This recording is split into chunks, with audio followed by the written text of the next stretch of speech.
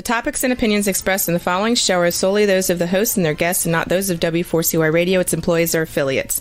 We make no recommendations or endorsements for radio show programs, services, or products mentioned on air or on our web. No liability, explicit or implied, shall be extended to W4CY Radio or its employees or affiliates. Any questions or comments should be directed to those show hosts. Thank you for choosing W4CY Radio.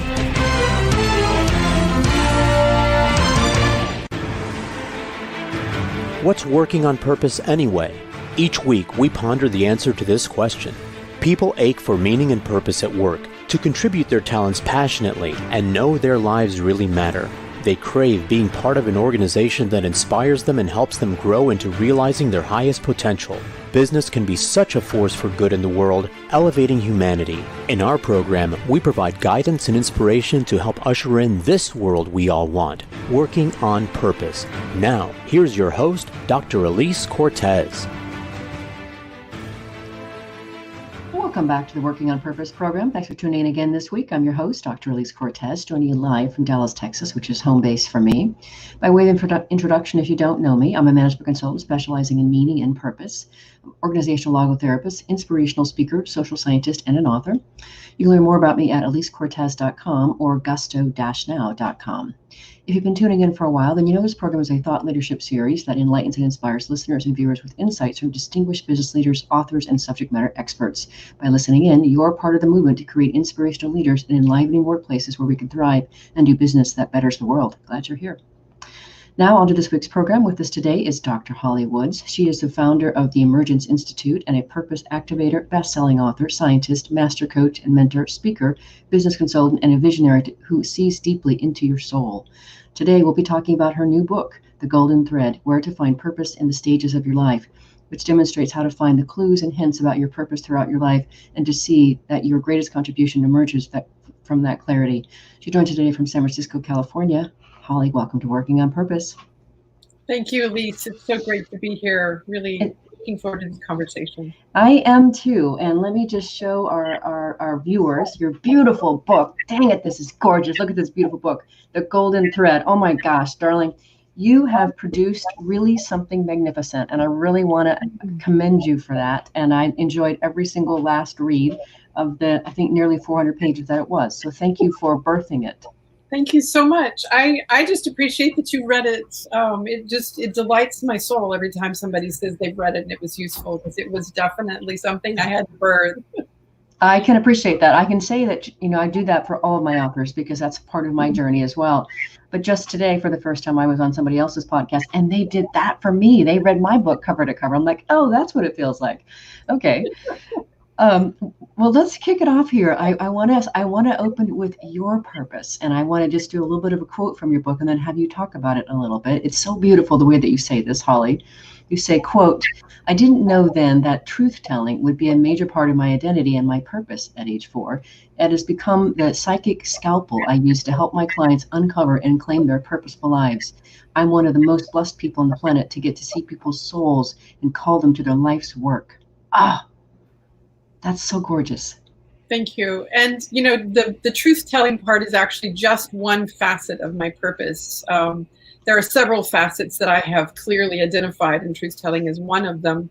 And as we'll talk about, each of the facets of our purpose become illuminated at different points in time. And they don't always appear, all at once. Like you don't get some big download that this is my purpose. Generally, it shows up in some way that you get to express more in a more refined way. And it is demonstrated then as one of those contributions that you make over and over and over, the thing that you can't not do, which is how I talk about purpose. Yeah, me too. Well, it's so crisp. And for our leaders, or for our people who haven't actually read your book yet, I should say, tell us, what is the golden thread? So the golden thread is what I'd call a through line in your life. I began seeing this thread in my own life relatively early, but then I had the chance to raise 4 kids, 2 my own and 2 stepkids. And in numerous other opportunities in my life, I started seeing that there is a thread, this through line that runs from birth all the way to, current age. And there are the facets of your purpose are being expressed in one way or another, and they have some similarities, commonalities, but they don't necessarily look the same to the person themselves, because we can't see from the outside.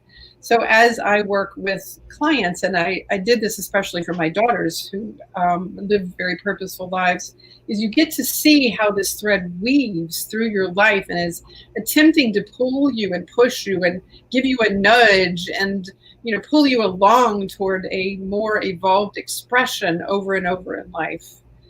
So it's that which just sort of runs through. You can't help but live it. Mm-hmm. Beautifully articulated.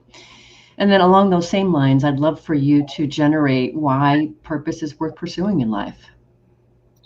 Well, one of the most important reasons that I experience and my clients come to me is because they want more meaning and fulfillment. We as humans can tend to live pretty empty lives if we're on the in the rat race treadmill, trying to make money and just accomplish the basic tasks of living. And we just sort of throw up our hands and say, is that all there is, really? That's the only reason I'm here on the planet? And so most people I work with and know in the world want something more. We know there's something more and it speaks to us. But the other reason is that we are here to make a particular contribution. And that contribution is our purpose expressed in life. And if we don't make that contribution in the many ways that we can make it in lifetime, the many expressions, then nobody else is going to make that contribution. And when you look around at the world and you question why are things the way they are, it's because so few of us are actually living purposeful lives aligned with that which was our soul trying to come back and do that thing. Two things, if I can, to that. So the same with the experience you've had, Holly, when I'm out speaking and I'm sharing my message, very often I hear people reaching for and wanting something more, but they don't know what that something more is. So I've followed a very similar track in that way to start to do some of the work that I'm doing. And then the other thing that I wanted to speak to that you write about in your book that I just really, really liked is that you talk about purpose as the ultimate nourishment.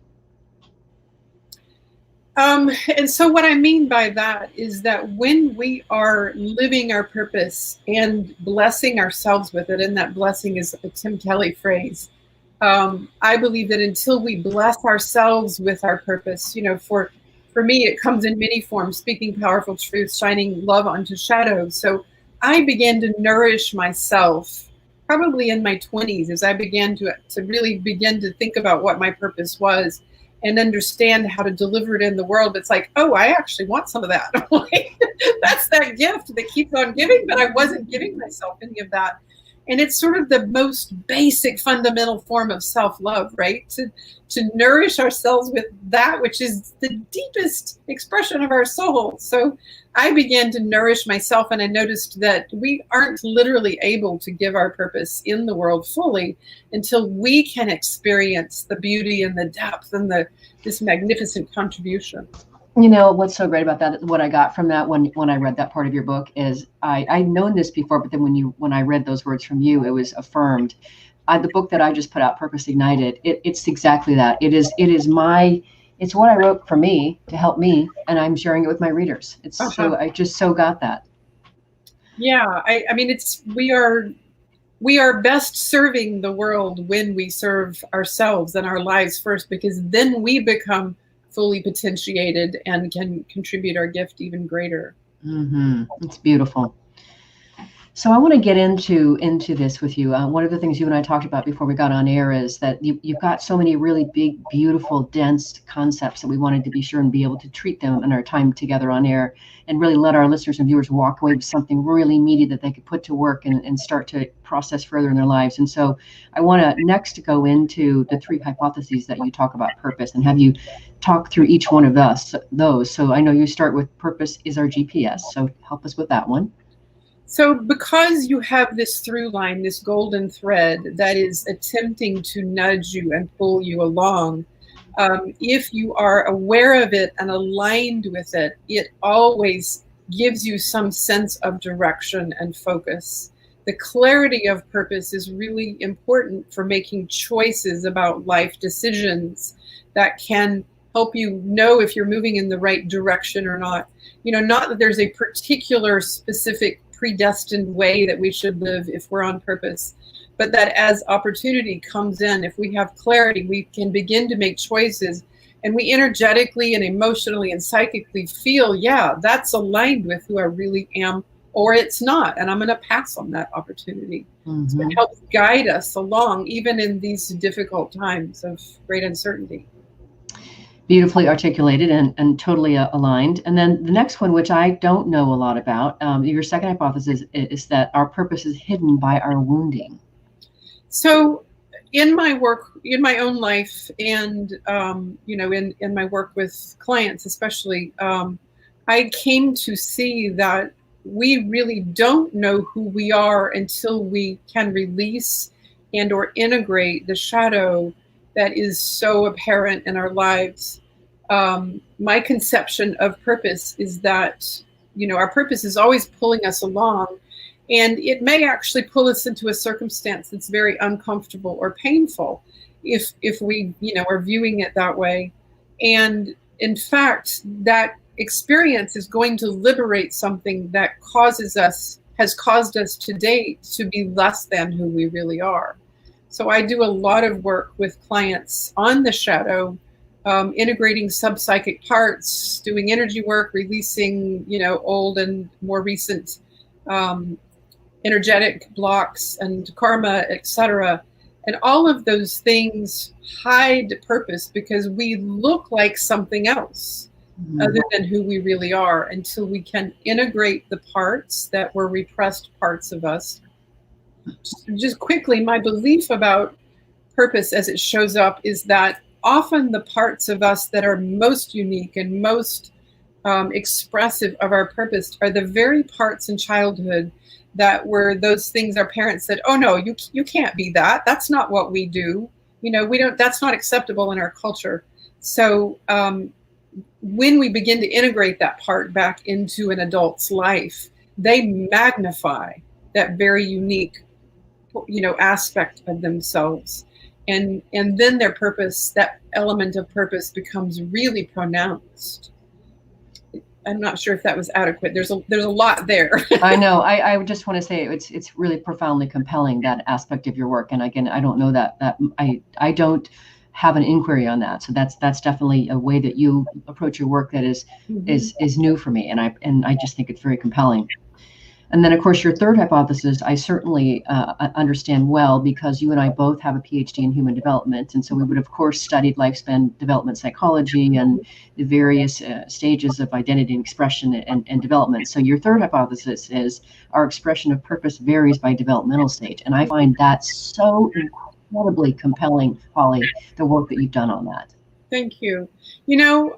So I've been studying purpose for several decades. When I began studying stages of consciousness with Terry O'Fallon, who is both a scientist and an educator and a spiritual being guide. And when I came across her work, it's like, oh, I have to know that. This is my purpose. Like you got to go know that.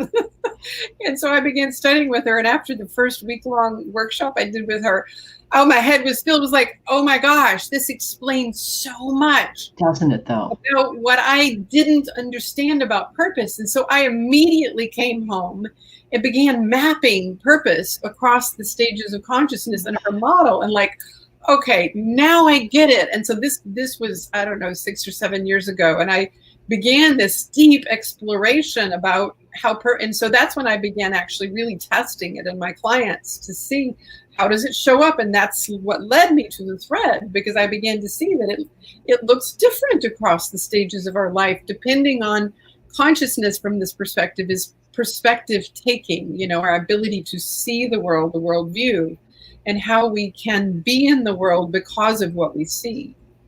You and I could talk about this for an hour, probably. Oh, just on that topic alone, he's like, let's never mind that hour. Let me just come to San Francisco. We'll hang out for the weekend or something. Great. Right? No, it's beautiful. And we're going to get more deeply into that, of course. But I think now is a good time to grab our first break. I'm Elise Cortez, your host. We've been on the air with Dr. Holly Wood. She's the founder of the Emergence Institute and the author of The Golden Thread, Where to Find Purpose in the Stages of Your Life. We've been talking a bit about just why purpose is important and some of her hypotheses. After the break, we're going to go in a little bit deeper and start to really get behind the scenes. Stay with us. We'll be right back.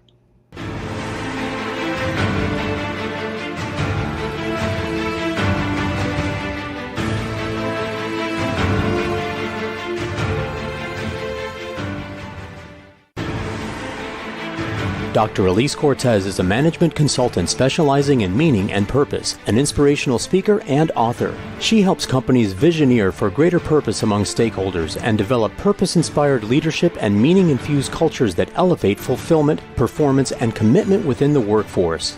To learn more or to invite Elise to speak to your organization, please visit her at elisecortez.com. Let's talk about how to get your employees working on purpose.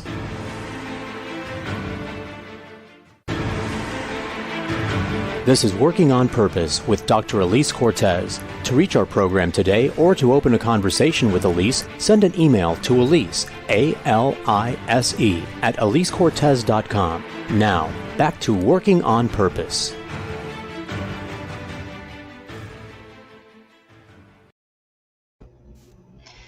Thanks for staying with us and welcome back to Working on Purpose. I want to say again, if you didn't hear me say at the beginning, that my book is actually finally out. It came out November 17th. It's called Purpose Ignited, How Inspiring Leaders Ignite Passion in a Like Cause. It's now on Amazon. It's really been fun. It's definitely my pandemic baby.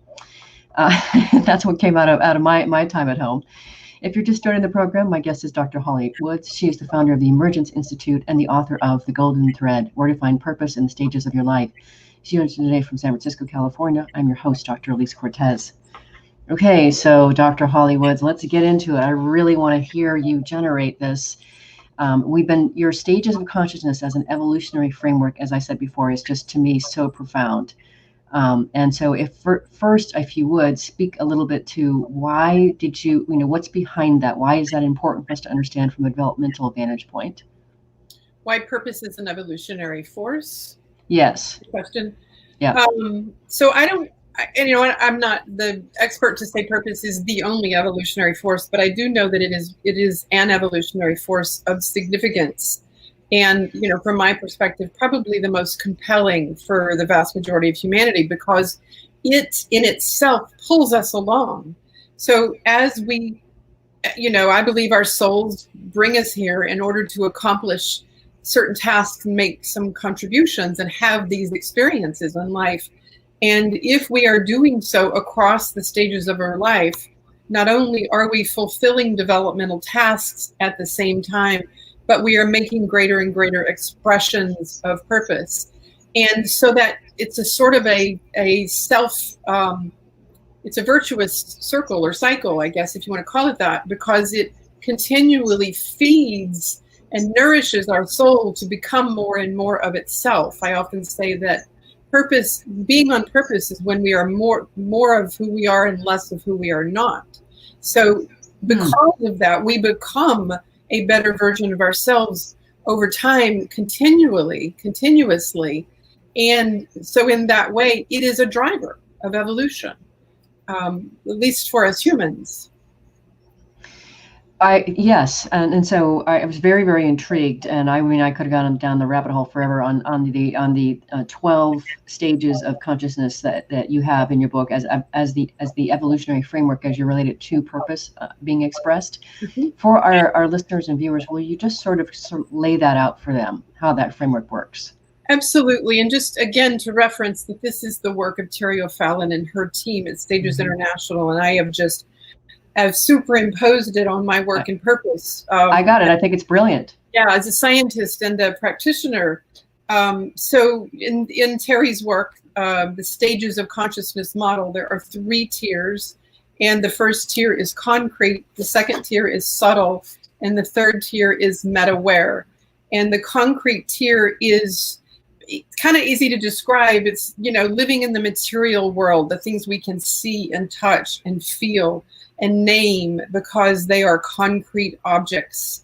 And these tiers are based in objects of awareness.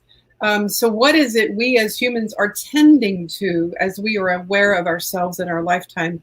The middle tier is the subtle tier. And when we graduate from the concrete tier, usually in late childhood, adolescence, we begin to experience the subtle forms of life. And that would be our more evolved versions of our thoughts and our feelings and our impressions. And we build abstract objects in our mind, and eventually we begin to experience other people's abstract objects over time. And then in the late part of the subtle tier, we begin to do that collectively. I'll come back to that in a minute. And then in the meta-aware tier, so the object of focus in the subtle tier are subtle objects that you can't see. And that would also be energy moving in our bodies. And the meta-aware tier is the third of these tiers that I described. There are others, but this was enough for this book. And the meta-aware tier, the object of focus is actually awareness itself. So beginning to experience life as we've known it, concrete and subtle, as completely an illusion. Like, we did make it all up as humans. We've created these conceptions of life, and it worked until we get out here and we realize, oh, it actually, it is illusory, and we have to transcend include. So those things are real as we're humans on the planet, but I also have an awareness of the awareness of those things. I can break those tiers down even further to individual and collective, and then there's 4 stages in each tier. But that's the big picture. Large. Mm-hmm. That's enough. Mm-hmm. No, that was beautiful, Holly. And I'll tell you, the way that you generated that helped me further understand from what you wrote in the book, because as you know, I read the book cover to cover, but the way you just articulated that helped me better understand even more. So beautiful, absolutely beautiful. And listeners and viewers, is this not fantastic? I mean, really. Yeah. Okay. So this is both of our jams. All right. All right. So we like it. Yeah, it's working for us. All right. So the next thing I want to get to, which I will speak to a little bit too, that I just really appreciate the way that you talk about it, Holly, is that you write that purpose sets us up to experience a pull or a longing, which generates reactions that might look like enthusiasm, passion, energy, creativity, or creative expression, love, and excitement. And you say all of these expressions can help us figure out whether an invitation or a decision isn't in alignment with our organic nature. But you also say that it can show up as fear, trepidation, anxiety, and other shadow forces if we're fighting against our wounding to be more of ourselves. That is so compelling. Say more about that. Well, so I've described a couple of times here that because purpose is the evolutionary driver and it's always pulling us forward, we're not going to know that unless we have some physical, visceral, or energetic or psychic experience of that. So I talk about the imprints, and I help my clients begin to understand those imprints in their own life. So what is it you experience emotionally, energetically, mentally, psychically?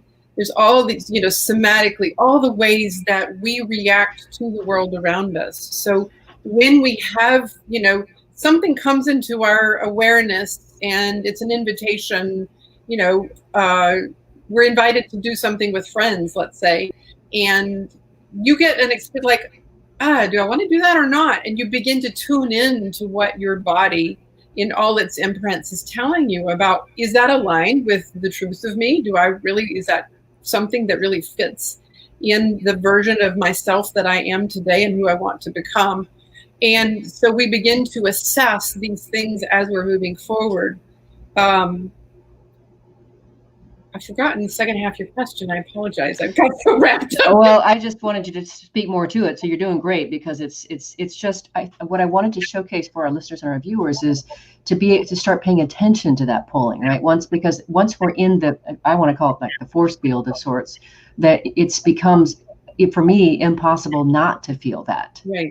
Right. And so the more attuned we are to these expression, these physical and energetic expressions of life around us, and we know we have some clarity about purpose, we're more likely to stay aligned if we're paying attention to these expressions that can be emotional. That's where the first part of the question is. It's sometimes that, when we're touching something that is purposeful, that's aligned with who we really are, we get excited and inspired and, just delighted and joy and wonder and awe. But it can also be fear, like, okay, that feels aligned, but I am not quite ready for that yet. So fear and trepidation may not actually be the opposite of purpose. Sometimes they can be, I know it's on my way, it's out there in the trajectory, but I'm a little afraid of it. So this is when I tend to work with people. I work with a lot of executives and leaders who have these big visions of what they want to implement in the world, but some part of them is very, very tentative to move forward in that, because it touches into some part of them that's not quite fully expressed. So we have to work on the integrating shadow so they can fully be here and execute on that project or task, whatever it is. Mm-hmm. As I said to you in our exchange, one of the things that I got from reading your book that was so useful for my own journey is I recognize, and I believe this is a self-assessment. Obviously, I would need your way in to see if I've got this right. But I firmly believe that I, at age 49 in 2014, really was in the end of the subtle tier and at the 4.5 level, as I really was I was leaning into all of the stuff around the meaning work research, and I started the radio show. I went to India to go present for a conference, and it was all just flowing, right? And I think that's where I was. I think today I'm at the beginning of the meta-aware at 5.0, and I can absolutely feel that pulling for something else, Holly. I don't know where it's going. I just know I have the good sense to listen to it and be obedient and go where it's telling me to go. But I can feel that volcano sort of going, and like I'm reaching for something and I don't know where it is, and it's so incredibly enlivening and compelling. So listeners and viewers, if you don't know what I'm talking about, that's your cue to get the book. Yeah, Elise, I actually can feel, I can feel your presence exactly where you say it is. Reading about you on paper doesn't give me an experience of it, but as you're describing it. So I worked with Terry and her team and, in the diagnostic arena to try to be able to assess where people are. So that's one of the things I do with my clients is figure out where they are. And in that process, then we also get to say, well, what are the developmental gaps that might have been here or here? And so if I were working with you, I would look to see if there are any specific gaps or where's the shadow or what's out in the future that we need to give you some additional skills or capacities. So the three kinds of work I do with people really are stabilizing within whatever tier stage you're in, bringing in the shadow, doing some developmental work to catch up, and or building new capacities to go toward the leading edge. So those are the kinds of things that we do. Mm-hmm. Isn't it just and not a bad way to spend a day? Yeah.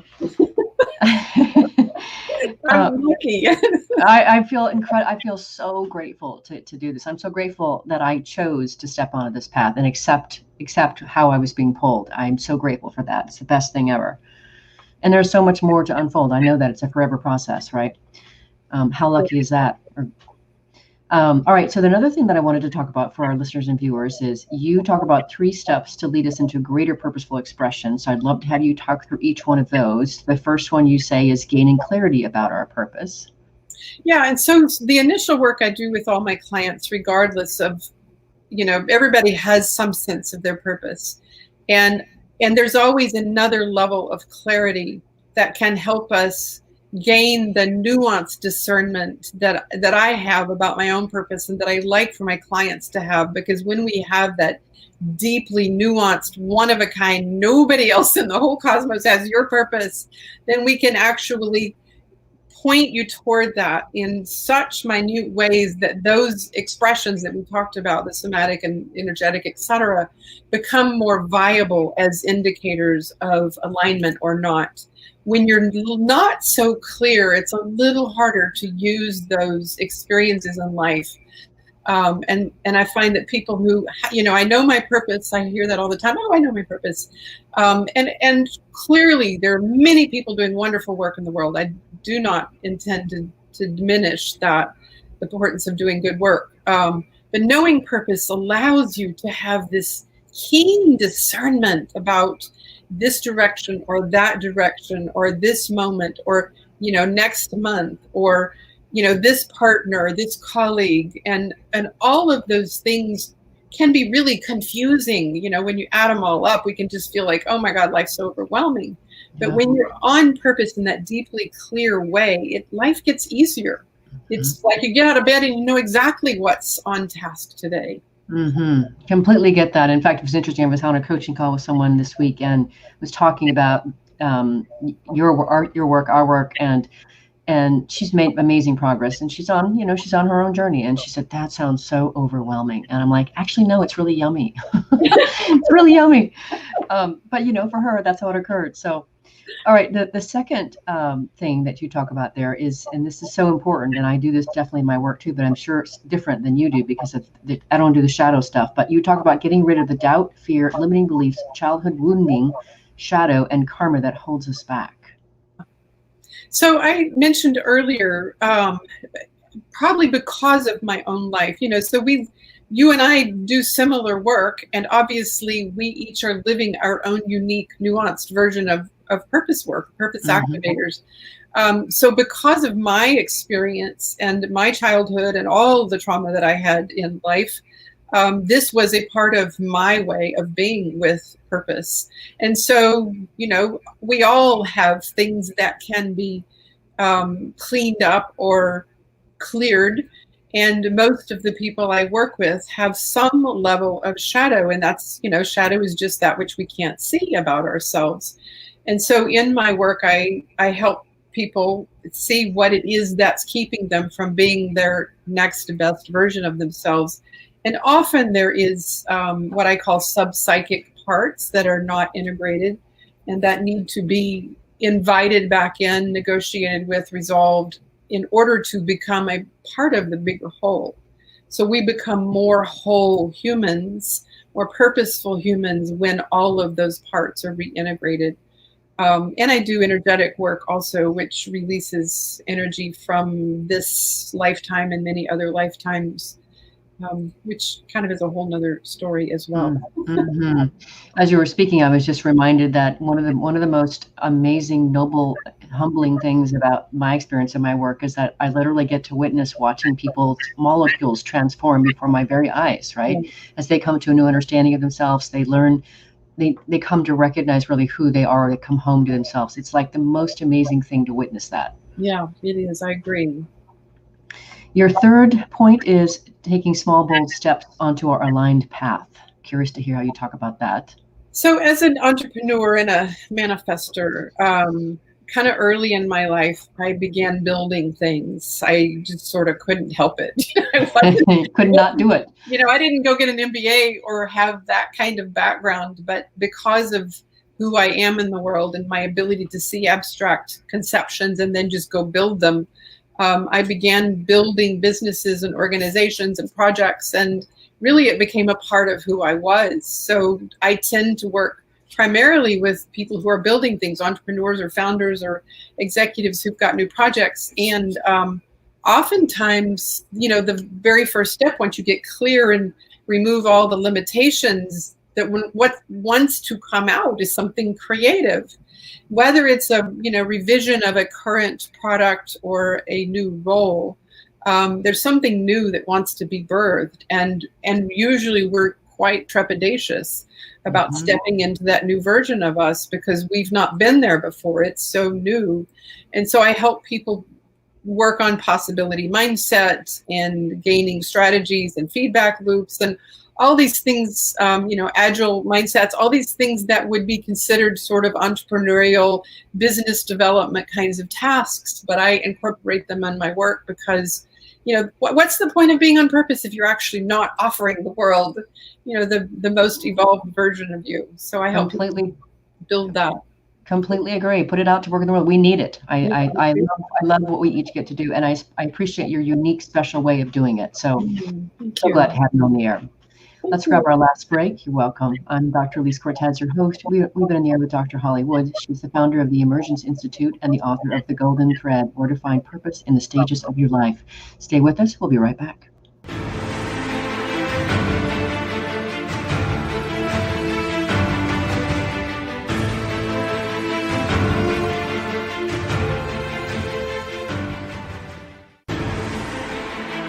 Dr. Elise Cortez is a management consultant specializing in meaning and purpose, an inspirational speaker and author. She helps companies visioneer for greater purpose among stakeholders and develop purpose-inspired leadership and meaning-infused cultures that elevate fulfillment, performance, and commitment within the workforce. To learn more or to invite Elise to speak to your organization, please visit her at elisecortez.com. Let's talk about how to get your employees working on purpose.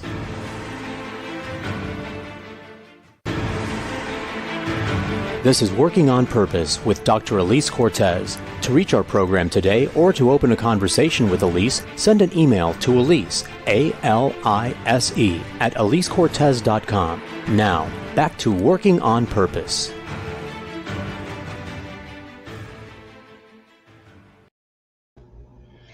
Thanks for staying with us, and welcome back to Working on Purpose. Another announcement for you, if you haven't heard me say this before, but we've launched Gusto Now, which is a transformation e-learning platform featuring leadership and professional development courses. We do them in English, Spanish, and Portuguese, which are my favorite languages. If you're just joining us for the show, my guest is Dr. Holly Woods. She is the founder of the Emergence Institute and the author of The Golden Thread, Where to Find Purpose in the Stages of Your Life. I'm your host, Dr. Elise Cortez. Okay, so now we're really going to get a little bit deep here, Dr. Woods. I love we haven't been deep. Like we haven't been deep so far, but we're really going deep now.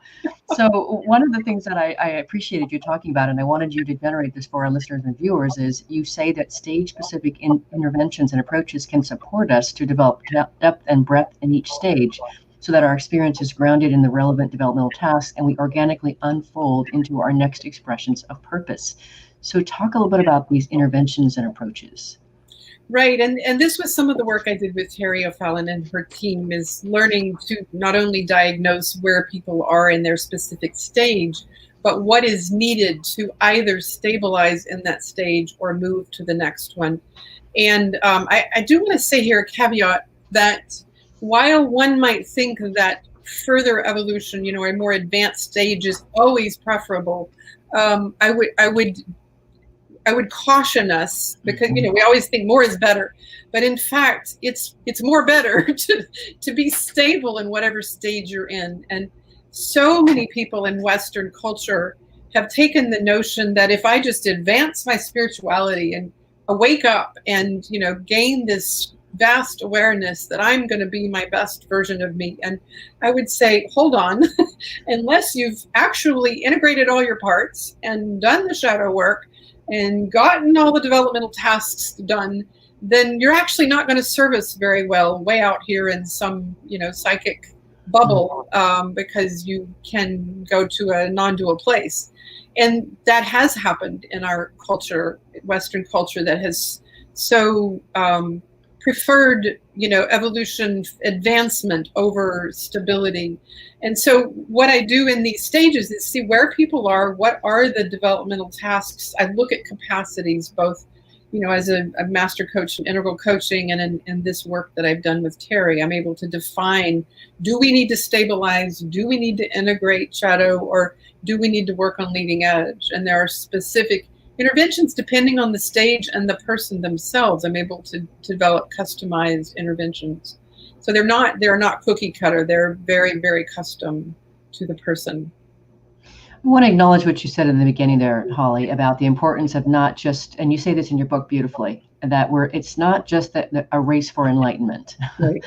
And that's not necessarily the end game. And it's important. I really appreciate how you're talking about being able to cohere the whole person, to integrate the whole person, and not to get, quote, ahead of ourselves, not to get over ambitious on the journey that we haven't quite done the work yet to prepare ourselves for. Right, exactly. Because if we don't have the foundation of those early stages, which so many of us don't. I mean, I didn't when I sort of arrived at the meta-aware tier, and I still had a lot of shadow to integrate. So I have a personal firsthand experience of what that feels like, and how challenging life can be if you have to go back and do that deep work. But if we actually had people in every tier who were healthy and stable, we would not be in this circumstance right now that we're in culturally, because we would be able to see and respect the contributions of each tier and each stage and say, wow, I am so glad to have those people in the concrete tier who can provide a foundation, a stable foundation for our culture. And we so need them. Much like we recognize through the pandemic, the foundational importance of essential workers. Like literally, if we didn't have them, where would we be? Right. And it's the same for people in the concrete tier. We need to recognize the importance and the beauty and the significance of people who haven't been on this vast, lightning speed journey. But we just don't do that. So I'm smiling because I want you to know that when I got through reading your book, I grabbed my 17-year-old daughter, who is about to go off to college next year.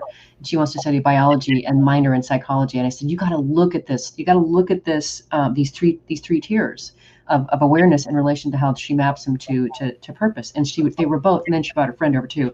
So the three of us are circled around this thing, and they were so excited, going, "Oh wow, we could grow into something like this." So they got that they were in the concrete, their adolescence, and they got where they were. They self-selected, but it was so exciting to see them look and go, "Wow, that's so exciting, so inspiring." So already the next generation, is as you say in your book, that is maybe better positioned to get this stuff. So let's talk about that now as it is, because one of the things that I found quite intriguing, as you say, as younger generations are now able to take advantage of 60 expansive years of human and spiritual development and make use of traditional and alternative modalities for healing, the youngest boomers, Gen X, millennials, and Gen Z cohorts have begun to rapidly and earlier move into the subtle tier and live from the subtle tier collective three. Anyways, what I want to say for our listeners and viewers, that's very technical, but that you're suggesting that these younger generations have maybe a deeper foundation from which to draw and grow from.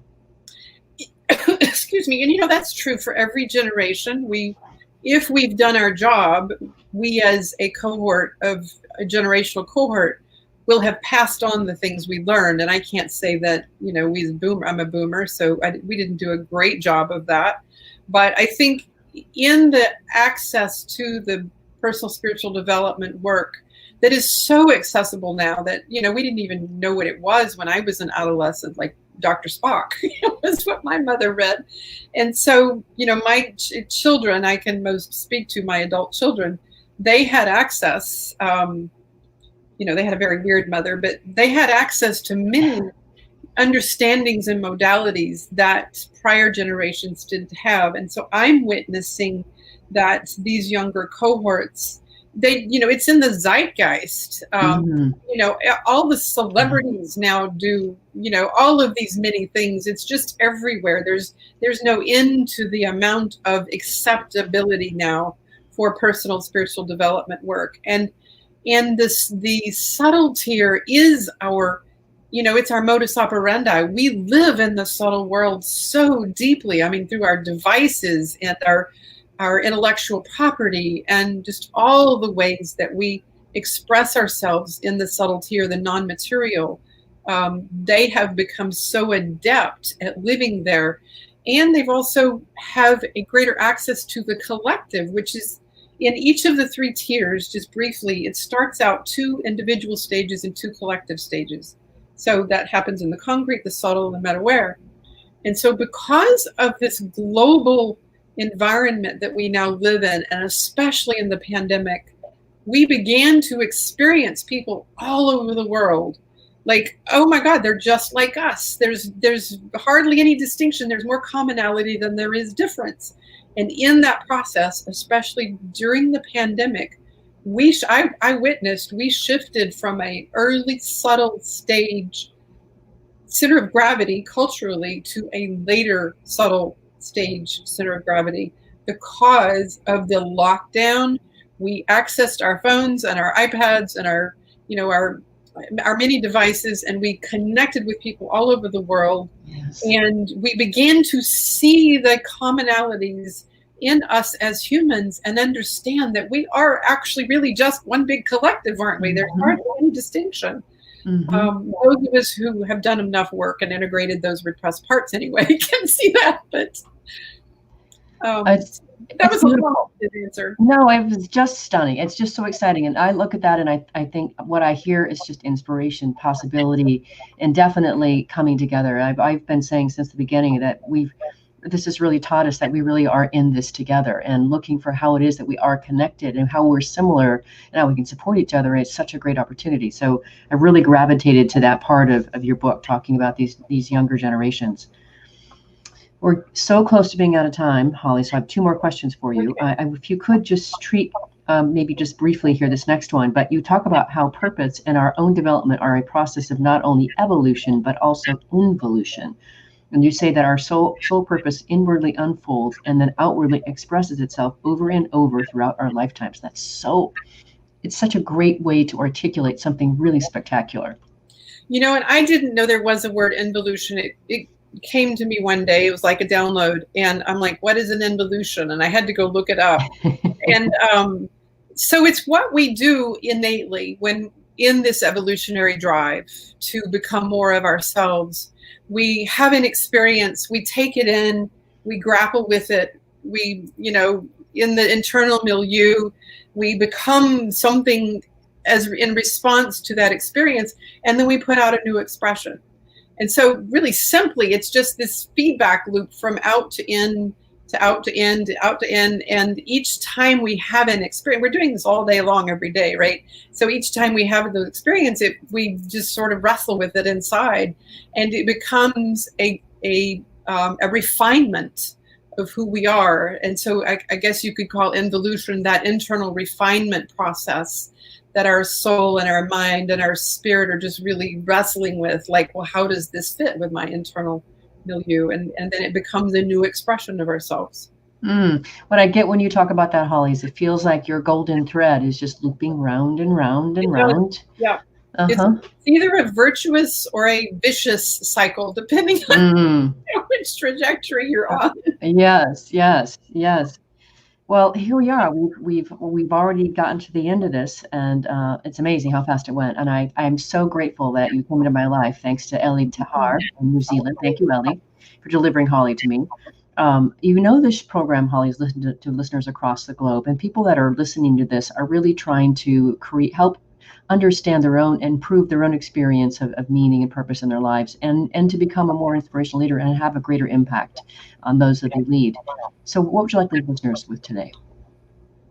Well, I would love to lead the listeners with the notion that you're always living purpose, and that you can have a greater expression of purpose if you become intent on becoming more of yourself.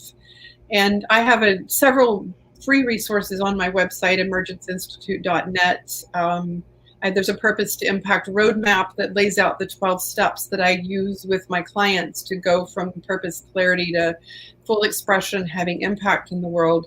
And there's also a free audio course. I'd say read the book if it all intrigues you. You don't have to read the densest middle parts, but they are illuminating. And I have a new community that I'm inviting people into who are literally on purpose and wanting a fertile ground to find other like-minded, like-souled people. And it's called Purpose Creators. And you can also find that on my website. And inspiration to be more of you, because there is no other like you on the planet or anywhere in the cosmos. And if you are on purpose and living your best life, then you are having an impact. And I just implore us all to be that. I'm completely aligned, Holly. My stance is that we need everyone to be living and working from purpose to be able to create the world that we all want to live in and make a difference that's worthy of your one precious life. Right. Yeah. Thank Beautiful. You so Thank you for coming on, being part of this, for delivering your message and sharing with our listeners and viewers. I know it's going to make a big difference to people. So I'm so happy to have you. Thank you, Holly. Thank you. Listeners and viewers, if you want to learn more about Dr. Holly Woods, her book, The Golden Thread, or her Purpose Creators Collective Community, visit her website, as she mentioned. It's emergenceinstitute.com. So let me spell that for you. EMERGENCE institute.net. Last week, if you missed the live show, you can always catch it via recorded podcast. We were on air with Karen Weeks. She's a senior vice president at Order Groove. We were talking about how this dynamic technology company has been caring for its people and changing its human capital practices to promote well-being during the pandemic. Next week, we'll be on the air with Deval Sanghavi. He's the co-founder and partner at Dasra in India. Just a couple of years into his first job at Morgan Stanley in New York, he realized he wanted to be back in India to focus on the lives of many millions that live without dignity and equity. So the Texas-born investment banker packed up, came to Mumbai, and co-founded Dasra. We'll be hearing about the work he and his team are doing to create collaborative platforms and support more than 1,000 nonprofits across India and change lives. Promises to be a fantastic conversation. See you there. Remember that work is at least a third of our lives, so let's work on purpose. We hope you've enjoyed this week's program. Be sure to tune into Working on Purpose, featuring your host, Dr. Elise Cortez, each week on W4CY. Together, we'll create a world where business operates conscientiously, leadership inspires impassioned performance, and employees are fulfilled in work that provides the meaning and purpose they crave. See you there. Let's work on purpose.